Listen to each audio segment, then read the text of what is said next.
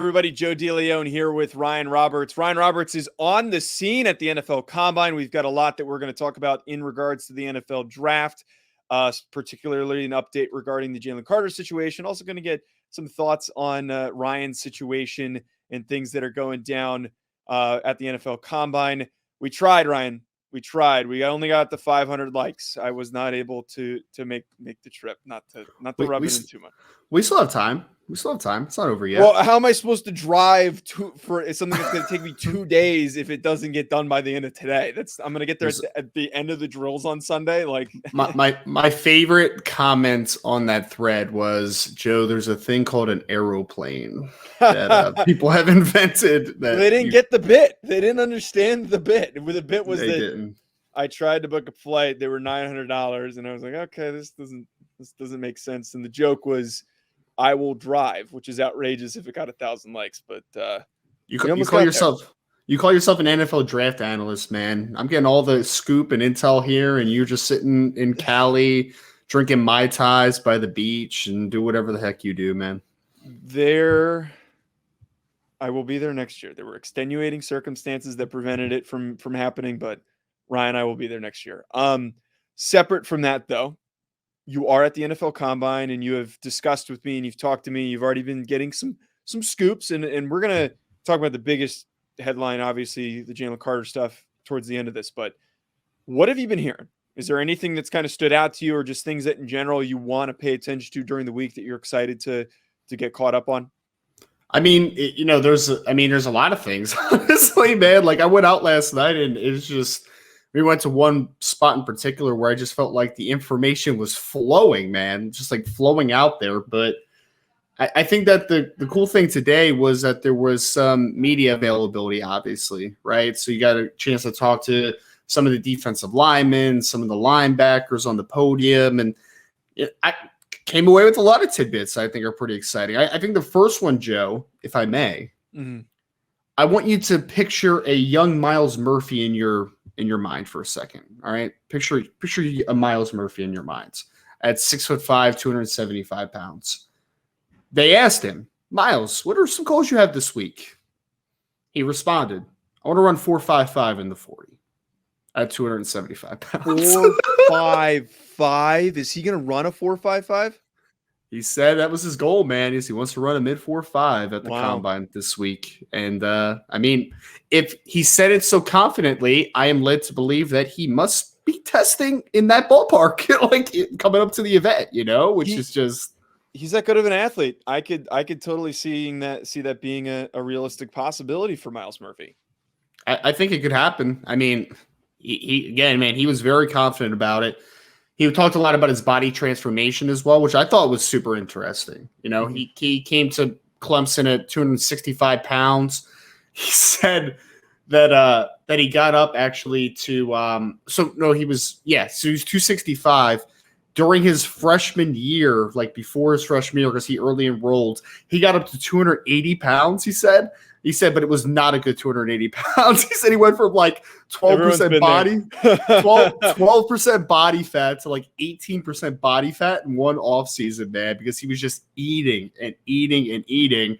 But now he's back down to, he said he's 272 pounds with like 13% body fat right now. So he's had like a little bit of a body transformation over the last couple years. And man, if he runs 4.55 though, I mean, he's not getting out of the top 5. I don't think he will.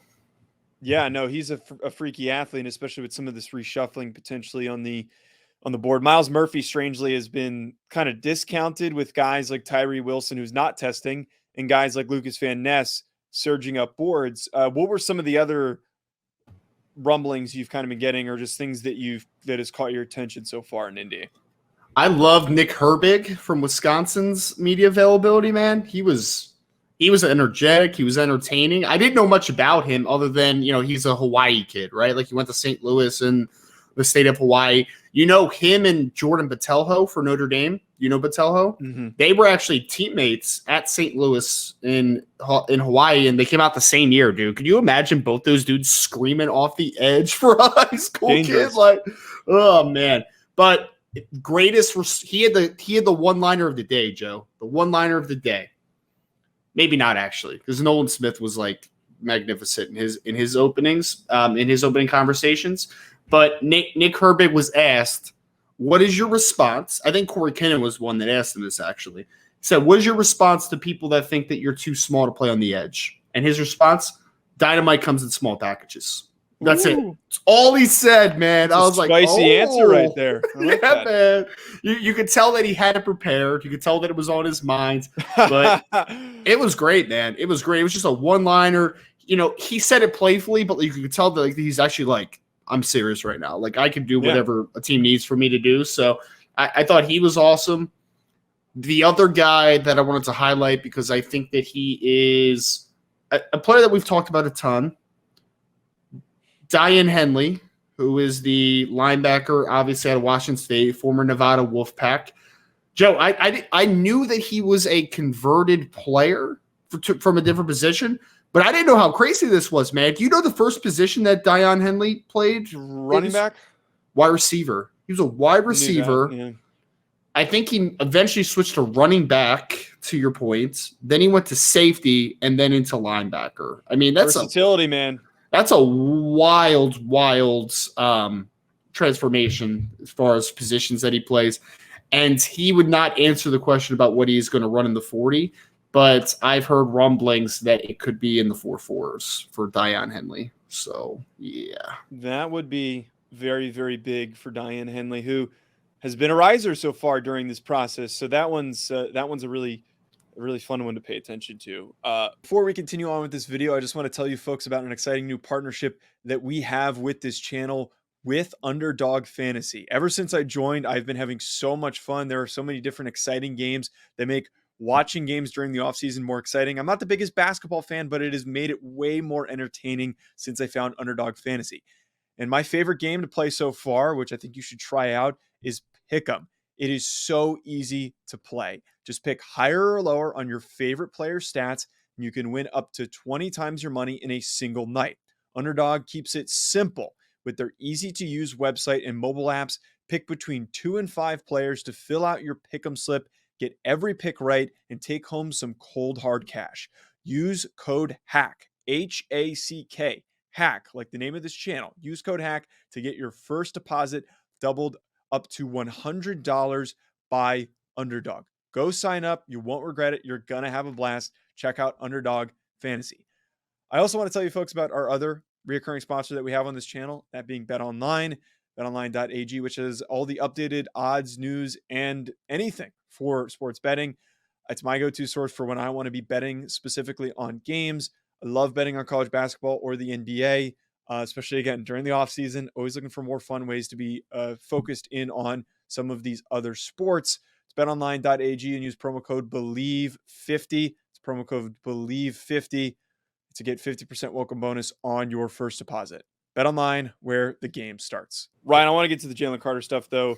I know that we're going to have, first of all, we're going to have individual reactions to all of the stuff that's happening at the Combine. We're going to have day-to-day reactions, so stay tuned for that. That is all going to be coming very, very soon. We do have to address the big news headline that broke on Wednesday, though, because this is going to dominate, I think, possibly the rest of the news cycle throughout the weekend regarding Jalen Carter, who was projected, and I think on our show even projected as a possible number 1 overall pick, or at least the number 1 defensive player to be selected after any of the quarterbacks. So the current situation as it is, after the incident in which one of his Georgia teammates and a Georgia staffer were killed in a car accident, there is now a warrant out for his arrest that he was racing those individuals. And this is all alleged. There is innocent until proven guilty, obviously, but there is now a warrant out for his arrest that he fled the scene because he was racing those individuals and then apparently afterwards lied to the police about his involvement, later admitting to it. But it seems like that there might have been alcohol involved. And overall, and if I'm missing any details, Ryan, please feel free to fill in on here. But overall, a just lack of maturity, a lack of strong decision-making, and very, very, very concerning situation here for Jalen Carter. And I think a lot of teams are going to be very careful throughout this process. It was the weirdest moment. I mean, this is my second Combine, and I haven't been back since 2019. But he was scheduled to have media availability at 10:20 Eastern time this morning. It was about 10:02 10:03, Twitter starts getting flooded with this Jalen Carter stuff, right, Joe? And how they do it at the combine is it's incrementally how these players are put out there is every 20 minutes. So there was a group that's supposed to be at 10 o'clock, and there was going to be another group that was at 10:20 that Jalen Carter was going to be a part of.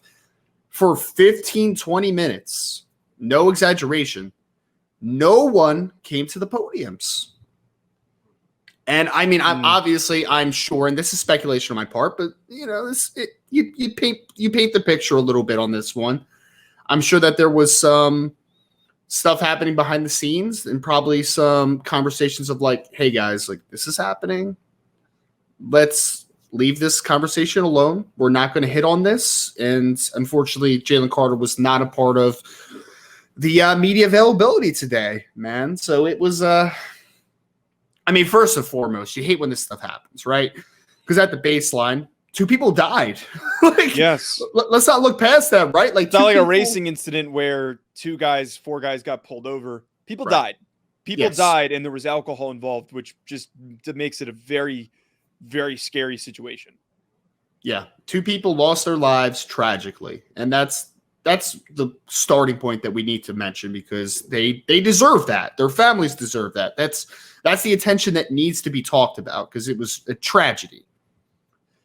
And I felt also very badly, very, very badly for the players that were in Indianapolis at this media availability that then had to come out like nothing was happening, like news wasn't breaking. Like this, it's just a really because these kids. I mean, I talked about Nick Herbig earlier, right?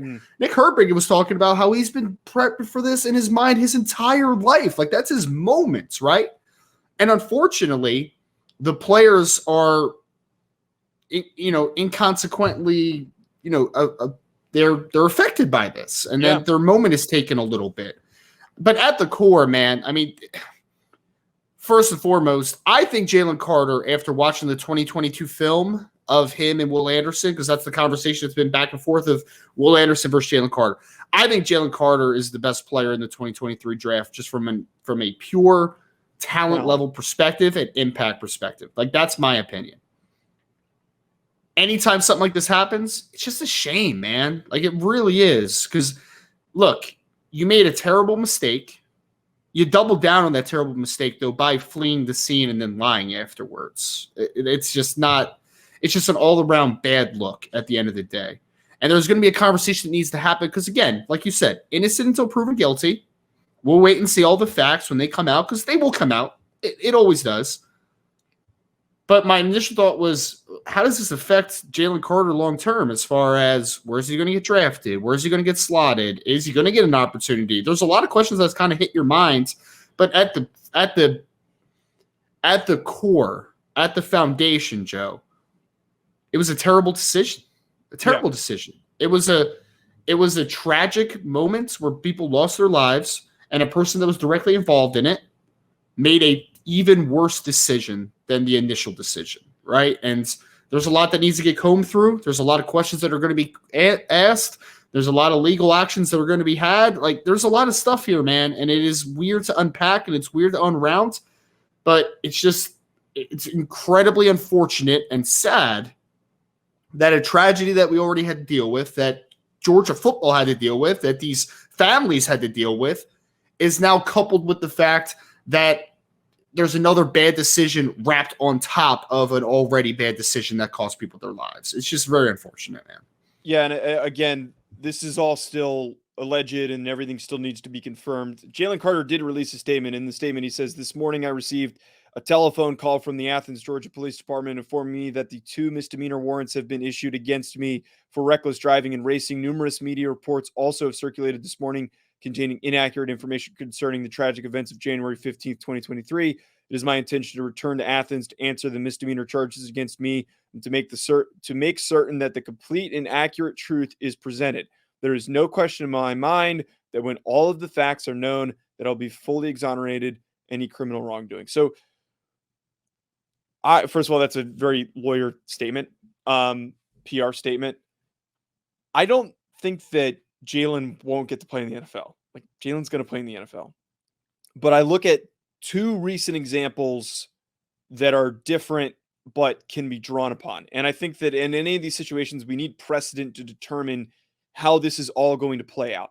So I look one at the Lyle Collins situation, the very talented offensive lineman out of LSU who went undrafted and ended up being a part of the Dallas Cowboys and has been a strong player in the NFL. But that all broke, his situation broke on draft day, around draft day, and that negatively impacted him significantly, but was able to then go on to play an NFL career after everything was fully figured out and investigated and everything was properly determined of what happened in that situation. I think if that's enough for him to go undrafted, I think it's enough for Jalen Carter at the very least for him to lose and fall in the first round at the bare minimum. The other circumstance, Ryan, that I think that makes this very dangerous is what happened with Henry Ruggs a few years ago, which is not that far removed. We are not that far removed when Henry Ruggs was intoxicated, speeding, and killed somebody because he crashed his car into another individual. And I think that not the same situation, but not that far off. There is going to be a lot of speculation of if Jalen Carter was drinking during this night, what is his maturity? What is his decision-making? Are NFL teams going to be willing to bet on a guy this highly if he has done something this dumb? If he did this, again, allegedly did this, if he actually is responsible for doing what is alleged against him, it is a huge, massive red flag in off-the-field decision-making. That is beyond immaturity. So I think that knowing what happened with Henry Ruggs and teams being very careful and afraid of that, a repetition of that, and maybe the thing is, too, is that if he hypothetically was drinking, allegedly drinking, and doing all of this, guys who do this stuff don't just stop. You know, guys who make these dumb decisions, and I've been around guys and I played with guys who made dumb decisions like this, they do it consistently. And that's why NFL teams are afraid to draft guys who do one bad thing, especially something like this. So I think both those circumstances are important to play out in this situation. Yeah, and again, I'm just not going to jump the gun that quickly, right? And I know you're doing the same, right, Joe? Like it's one of those situations where not all the facts are out there. I mean, the one thing that the statement was very, lawyery, like however you want to phrase it, 100%. I mean, it has to be though, right? Because there's PR involved, there's agents involved, like all that stuff happens. The one thing that I think we can take from Jalen's statement is that we don't know all the truth. All the truth is not out there. We don't know exactly 100% what happened. We know that what happened afterward, but there's a whole course of reaction to someone losing their life, two people losing their lives. So like what happened in that moment, right? Is he directly involved? Was he indirectly involved? Is it just a complete accident? Like there's a lot that's going to be involved in this conversation and a lot that we are going to unpack when it finally does, which is why I'm not sitting here and saying, don't draft him. Well, I'm not sitting here and saying exactly. He's never going to play in the NFL. Like right. I'm not sitting here and saying that. What I'm saying is that there is a massive red flag there, obviously, right? Even if it was a bad decision and you did indirectly harm someone, to that degree, right? There's still now teams that are going to have to sit down and talk deeply with Jalen Carter. Like not just like a quick question like, hey man, what happened? He gives you an answer and it's like over with. No, like this is a legitimate heart-to-heart conversation that needs to happen if it isn't the worst-case scenario. If it is the worst-case scenario, then, man, this is going to get messy. It's going to get so messy. And it has to because, again, at the core, people lost their lives. Like, this isn't a small issue. Like, this is a major issue, and there was lying involved. And, we'll see how everything turns out, man. Like, at the end of the day, but it's just very unfortunate. That's the key thing I just want to reiterate there is that, like, my thoughts in bringing this up and, like, I don't know what happened. I wasn't there. And I'm also not a part of this ongoing investigation, so we don't have all this information. So just assuming, these are assumptions based off of what and how NFL teams have reacted. I'm hoping that he gets cleared. I'm hoping that everything goes well because he's a very talented football player. It's not like we're talking about a guy who was maybe a first rounder. This is a guy who was in contention for the first overall pick. I'm very excited for his NFL career, but he has a lot that he has to now go through during his job interview process, which is just terrible. It's terrible for him that he has to deal with everything that was going on and all this, and now that is impacting his potential NFL dream. But I hope that whatever ends up coming of this, that it is thoroughly done, the process is thoroughly done, and that the correct information is released and properly out there. Because again, to your point, this is just, there's a lot of question marks still. There's a lot of question marks, but as it looks for face value, it's extremely concerning from a prospect standpoint. Yeah, I mean, it is. I mean, this is a damaging, crippling. Like, there's a lot of words that you can use if this is the worst case scenario. Even if it's not the worst case scenario, it's still going to have a lot of hurdles, and there's still going to be a fall that's going to happen. Just got to get to the bottom of it at the end of the day. And it's a shame that we are sitting here now on, what's this, March 1st? Was that where we are right now? Yeah. We're on March 1st, which is less than 2 months away from draft day now, in the late end of April. And there's a lot of uncertainty now. And the worst thing too, Joe, is that timing wise,